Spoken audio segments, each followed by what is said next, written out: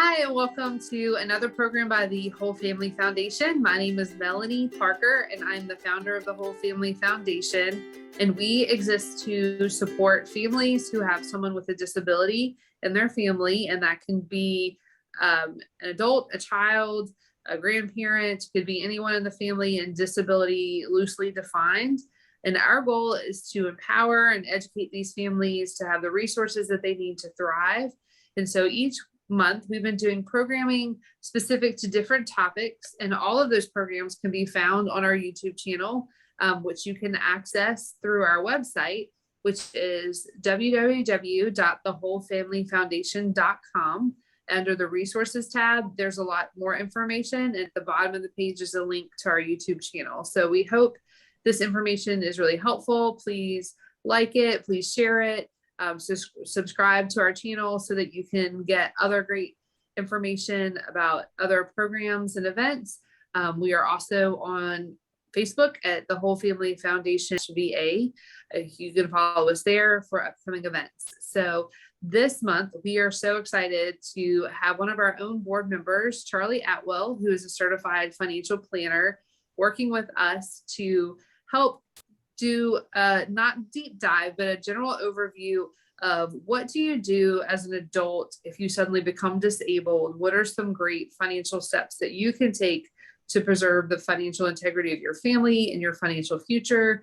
So we're gonna, again, just hit some general points today, and we can put Charlie's information on here as well if you want to reach out to him with any questions, and we can certainly get you connected with other organizations as needed to help you along your financial journey. And then you can join us next month. We will be talking about financial planning when there's a child in the family with disability. So I am going to turn the program here over to Charlie. Charlie, if you just want to give folks just a general background about you and what it is that you do, and then you can take it away from there. Sure. Thanks, Melanie. Charlie Atwill. I'm a certified financial planner, and I've been in practice for over 20 years. And a good part of that has been working with specifically cancer patients and now people with general disabilities, and doing this on a volunteer basis. It's something that I've actually enjoyed very much. It's given a lot back. And certainly people, when the chips are down and they're facing something like a major health challenge, financial worries can really add to it.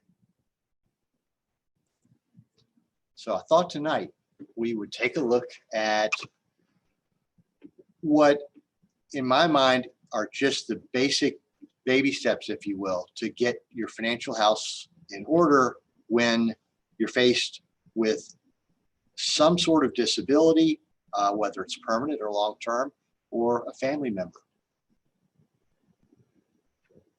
So let's start off with some basics.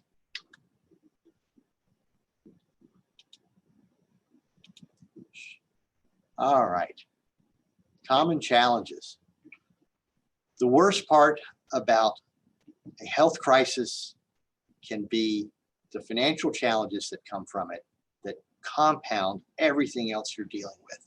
It makes it so much more difficult when not only are you trying to get better, trying to deal with something that's new, probably a little scary, and quite honestly, complicated from a health standpoint.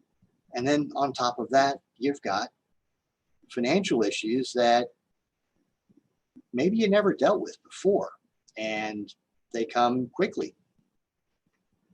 It could be that you've lost income temporarily. It may be permanent. It could be a complete loss of your income. You might not be able to work at all. It could be partial. Maybe you can work some, but you still have lost enough income that it makes the rest of your financial life really a struggle. On top of that, then you're going to add perhaps new or higher expenses for things like equipment, home modifications, therapy, health insurance premiums can go up, and you might need more help with children. You might need perhaps you're not in a position where you can care for your children in a hands-on manner the same way you did prior to being disabled. And all of a sudden, you've got to spend more money on help, babysitters, people to help cook for the family, things like that. And it can get real expensive. So when you can least afford it, all of this can hit at one time. It's not just your physical health, it's your financial health as well. When this happens, your mind can go to some scary places. The panic can kick in, and it can be so overwhelming that it actually interferes with your being able to get anything done positively and take control of your finances. The key is, number one, to stop, take a deep breath, and realize that the last thing you want to do is try to start coming up with solutions before you've gotten all of your information together, all of the bits and pieces financially put together in a way and organized that you can start to deal with them rationally and objectively without panicking. And that starts with going around the house, on the computer, wherever you have to go, pull bills together, income statements, social security statements, might need to go online for some of these, get it all together, because if you're lost and you don't know where you're going and you start moving in the wrong direction, you just compound the problem and make it harder to find your way back on the trail. So organization, but mostly getting a hold of yourself when the panic strikes and saying, hey, I don't need to come up with any solutions now. I simply need to get the information together and start getting organized. Once you do that, it starts to make things a lot clearer and I think a lot simpler going forward. So organize, get everything together, then take some next steps. Prioritize. What are the big bills? What are the big issues that you're dealing with? What are things out in the future that you need to address, that you want to address, that are the big ones? And then what are the low priority ones? What are the, perhaps expenses that aren't that important? The book of the month club or whatever it is. You find some things that aren't as important, maybe not as big, and you go through and prioritize. That helps to put things in perspective. Bills and expenses can be scary until you find a way to whittle them down and realize which ones, frankly, don't need to have your immediate attention. This is where budgeting comes in, and no one likes to budget. I don't like to budget. My wife doesn't like to budget.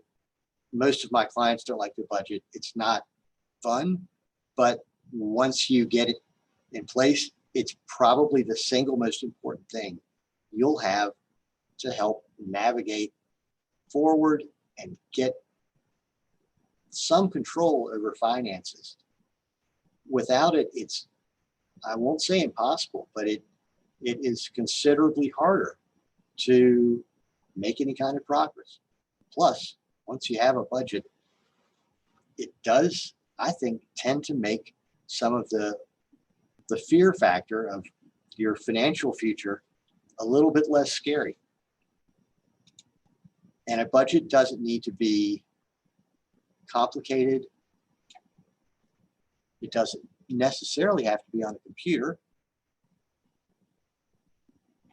You can get a spreadsheet and do it in Excel. You can get a piece of paper and divide it up by month that way. But you want to go through, figure out what the primary expenses are for categories like housing. Figure out what it costs each month to run your house. Set up a discretionary bucket of expenses. Things like groceries and dining, travel, vacation, personal spending, and other items that, not that eating is a discretionary thing, but you might find that you can actually reduce some of these categories. And if you're running into a tight spot from a spending standpoint, some of these expenses are the first ones you can work with. Your mortgage or rent may not be something you have much control over, but dining out, vacation, some other personal spending categories, there might be something there that you can whittle down enough to help bring your budget together. Medical bills can be heavy, and yet it's really hard to get around them. I have found over time some types of expenses like hospital bills can be negotiated.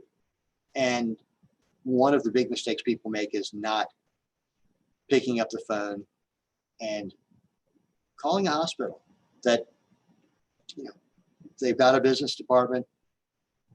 They want to get paid back, but most of them will work with you. And if you pick the phone up and call them, you would be surprised how often you can negotiate something in a way that knocks down that monthly expense enough to make it manageable for you. Do that. Call, even credit cards, especially credit cards.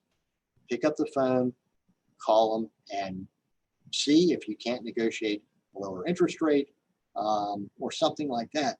Most of them want to work with you. The mistake is not picking up the phone and giving them a call. Once you've gone through, added everything up in your budget, what you like to do ideally is see what your total expenses look like on any given month and figure out if your expected income is going to meet it or not. And if you're newly disabled and you've lost maybe a significant amount of your income, you might be running a deficit. That's where we would want to look at some of the programs that are available to help bring you back into balance with your budget and maybe have a little surplus at the end of each month.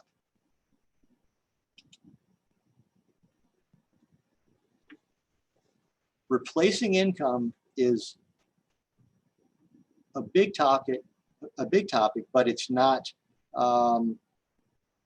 so big that we can't cover a couple of the major areas tonight.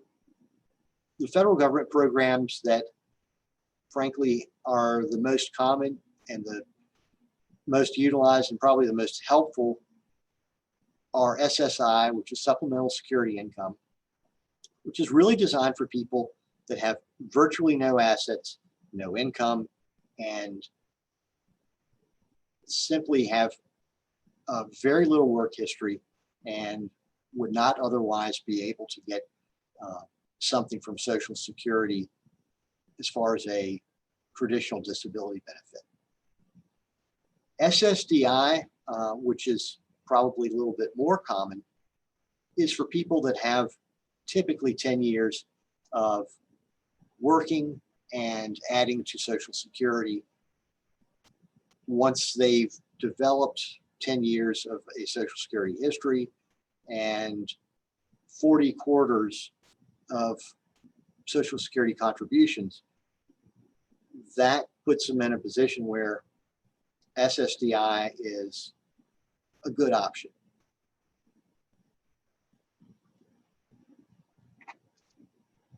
Hey, Charlie, can you explain to folks how they would go about applying for SSDI? Like, who would they contact? I'm going to hit that in just a second. All right. We're gonna come to this. Okay. So SSI, if we start with this being the least difficult to get, assuming your finances really don't provide anything for you. Countable resources, which is part of the SSI test to see if you would qualify, only $2,000 worth of countable resources for an individual or $3,000 for a couple. So it assumes that you have almost nothing. If you're disabled and have severely limited income and resources, you're a US citizen or an alien in good standing, you're not incarcerated, and you're not eligible for other income sources like Social Security or a pension, SSI may be a lifesaver. And right off the bat, going down to your local Social Security office is probably the best bet. You can certainly also apply online for that, as with SSDI. But it's fairly straightforward. And the difficult part is, frankly, pulling all of the information together that they're going to want to qualify you. Can you also explain what are countable resources for those of us not in the financial world? Yes, countable resources is a little bit of a difficult thing to explain. It's virtually anything that you own outside of certain personal possessions, but anything like cash, securities and investments, precious metals, all of those things. It's a bit common sense, but it's a longer list, and I can certainly provide that link and some additional information on it at the end. But there's a pretty straightforward list of things that I think most of us would consider to be in that category.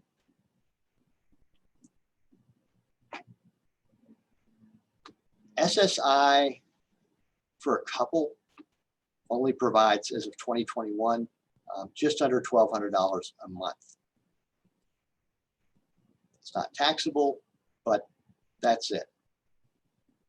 Additionally, if there's an essential person in your life, someone that's providing you some kind of aid around the house, and it could be a sibling or a parent or a spouse, that essential person can also receive an additional $397.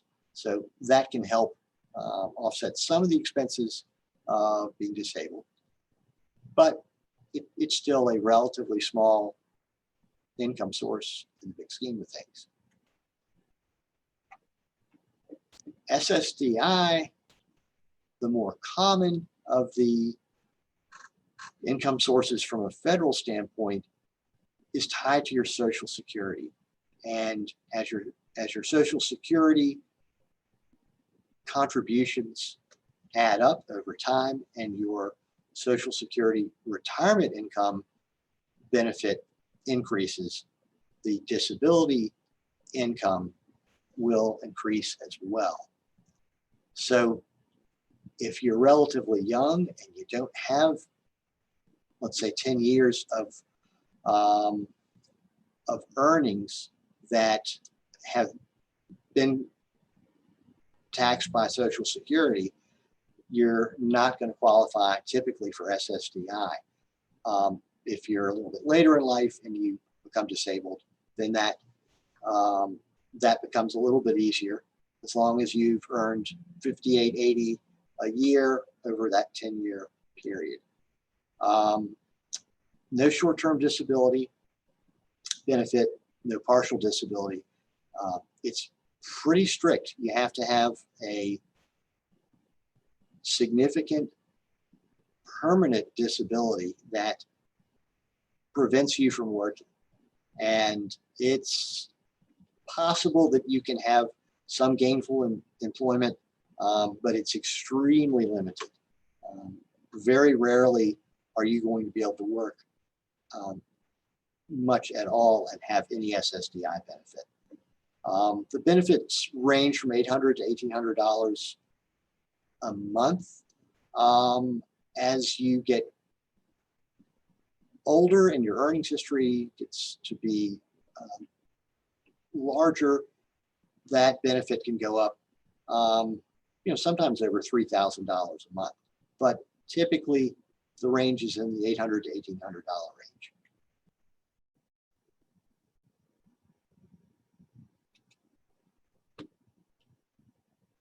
Saving money is another issue that comes up with people who've worked for a period of time and find themselves disabled. If you're disabled before your 26th birthday, you have the ability to pay into something called an ABLE account. And it's relatively new legislation that created something close to 529 savings plans for college. You may be familiar with those. This works a little bit like that, except it's for younger people that are disabled or people that became disabled when they were younger than 26, and no matter what age they are now, they can contribute to these accounts. That money can grow tax-free, and you can grow it up to $100,000, and it doesn't affect SSI or SSDI benefits. That's a huge part of the struggle in the past for people. Was you could never get ahead. You really couldn't save for anything without crippling yourself financially and risking losing this SSI or SSDI income. That's not an issue now with ABLE accounts. And if you go to ablenow.com, you can set it up. I've actually looked at this. It looks pretty straightforward, and it doesn't take anyone with a whole lot of financial acumen. It's reasonably straightforward. Once you have it set up, you can contribute up to $15,000 a year. Anyone can contribute to your account, which is a nice feature. So if you have relatives, spouse, anyone else, they can contribute to it. And if you happen to be working part-time and you don't have an employer retirement plan that you're contributing to, but you are disabled, you would be able to, on top of the $15,000 a year, add as much as $12,760 additionally. That's for the year 2021, or whatever the amount of your wages were for that year, whichever is less. So it's, from a planning standpoint, a nice way to put some money together for down the road when, perhaps you have a disability that might mean you're going to need more help and more expensive help as you get older. This is a way to fund some of that ahead of time. Once the ABLE account is set up and you've started funding it, choose investments, and it has a pretty good number of investment options in the plans that are, again, user-friendly and don't require a significant amount of financial knowledge to get started. Once you have it set up and you've got some money in there, you need to use it down the road, you have a debit card that's issued from the plan. And as long as you are purchasing qualifying goods and services, which, if you look at the list, is just about anything you can imagine that isn't a luxury item. I'm pretty sure you can't buy a yacht or something like that, but food, housing, certainly durable medical equipment, lots of other things are absolutely in that list of qualifying goods and services. And if you needed to pay for a therapist for an issue, that's also covered as well. So it's actually quite nice. Thought maybe to end up here, we would take a look at an example of someone that is a fictional character, but someone who's become disabled, and we'd like to figure out what we can do to help get her in a better situation. As you can see here, Lynn is 38. She's divorced. She's got a child at home who's only 7 years old. She's recently become disabled. She's fully disabled, cannot work. And she's receiving currently $1,000 a month of alimony and $800 of child support. She had previously earned at least $20,000 a year over the past 12 years. So she does have the requisite number of years and contributions to Social Security to qualify for that. So the first thing she does, well, she starts off by taking the deep breath. She stops, gets everything together, gets organized. Once she's done that, she goes out to apply for SSDI, and she is deemed eligible and finds that she can actually receive $1,600 a month for as long as she's disabled. Past that, once you hit the age of 65, you're no longer under SSDI. You're actually under standard Social Security retirement benefit. So the benefit continues, but it continues as though you had retired at 65. SSDI does not means test, which means any other sources of income you have other than from employment. If you can work, it does change things. But if you have other sources of income, dividends from stocks, bond income, real estate income, none of those things count against you as far as qualifying for SSDI.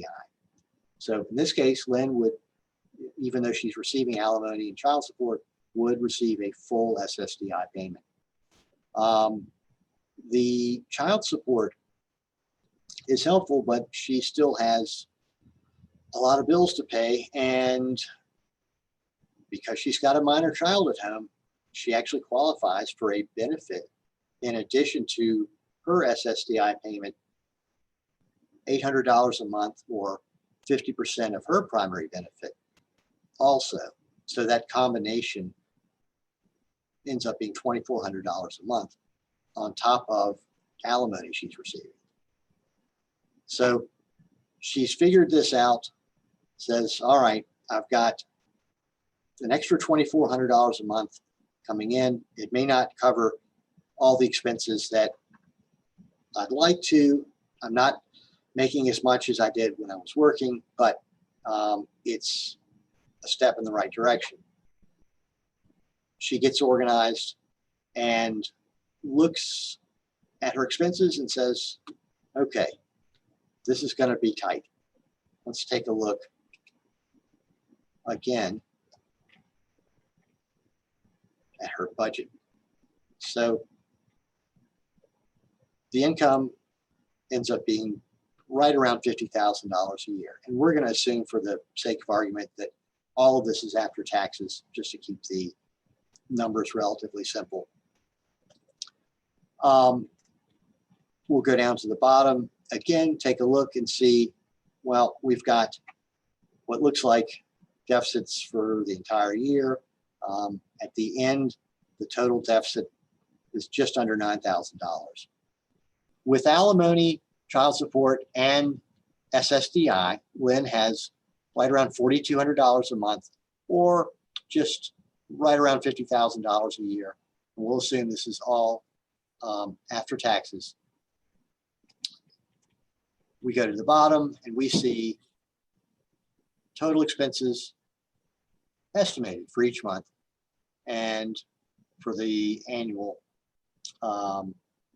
total based on $4,200 a month subtracted from these estimated expense numbers, we're looking at deficits each month and for the whole year.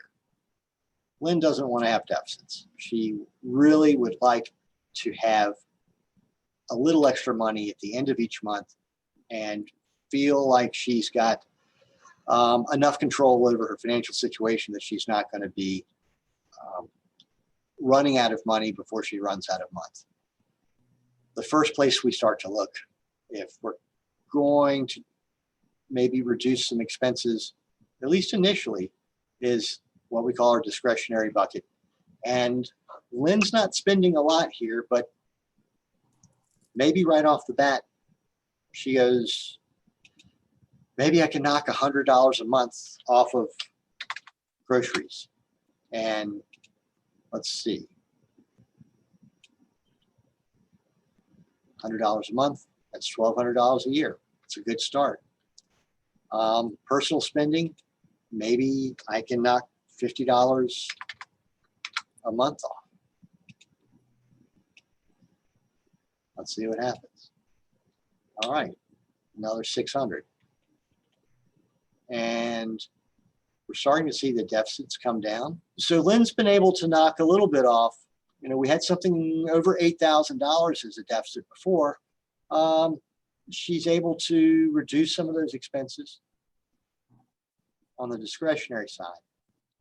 Hospital bills. Well, we talked about possibly working with a hospital, working with any of your creditors. Give them a call. Can they help? Well, she calls the hospital. She talks with someone in the business office and says, listen, I'm newly disabled. I'm divorced. I have a 7-year-old at home. I am living off of, extremely limited income now. I can't work. And all I can afford is $70 a month. I was paying $140, but I can afford to pay $70. Can you work with me? And most of the time, they're pretty receptive. Not all the time, but if you pick up the phone, you give them a call, you're more than likely to get a receptive ear. If you don't, there's nothing lost, but it can be a big help. And in working with clients on this issue over 20 some years, I found that most creditors will meet you halfway, if nothing else. So we're starting to make some progress here.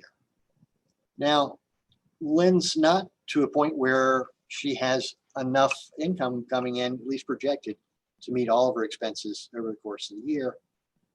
This is where once she's gotten her budget as tight as she can, reduce expenses in all the places that are reasonable, it may be worth revisiting alimony and child support payments with her divorce attorney.